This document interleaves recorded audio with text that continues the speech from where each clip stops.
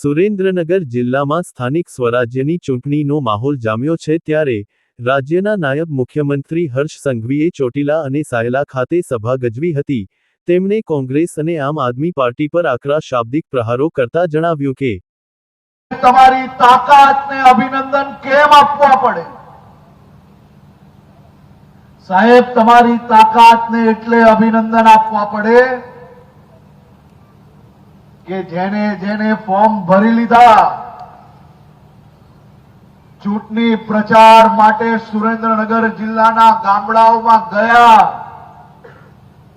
અને જે હોશિયાર લોકો હતા તેને અંદાજો આવી ગયો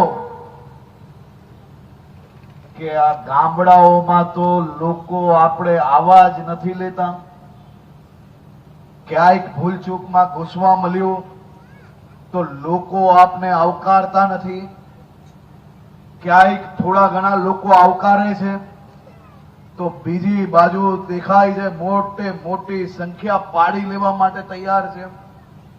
અને આ બધી જ પરિસ્થિતિઓને જોઈને ફોર્મ ખેંચવાની છેલ્લી તારીખના અંતિમ સમય પછી અહીંયા બેઠેલા આપ સૌ આગેવાનોને અભિનંદન આપવા પડે અને સાચા અભિનંદનના હકદાર એ ગુજરાતના નાગરિકો છે।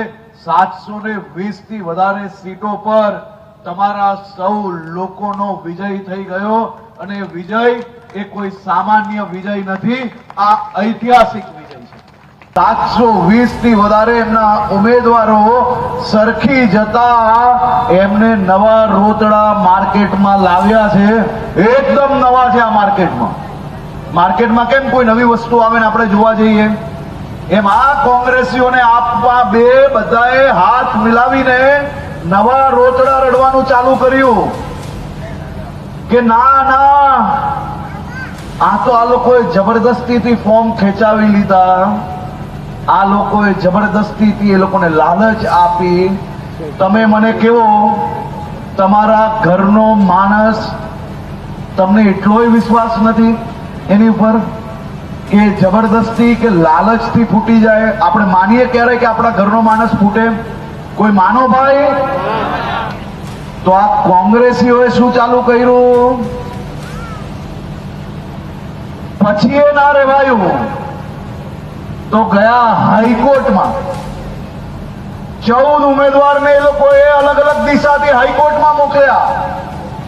આજે હાઈકોર્ટમાં બી આ એમના બધા જ ઉમેદવારો હારી ચૂક્યા અને ફોર્મ ખેંચવાનું કે ફોર્મ ભરવામાં થયેલી ભૂલમાં હાઈકોર્ટે કહ્યું કે જે નિર્ણય ઇલેક્શન કમિશને લીધો છે તે નિર્ણય સાચો છે।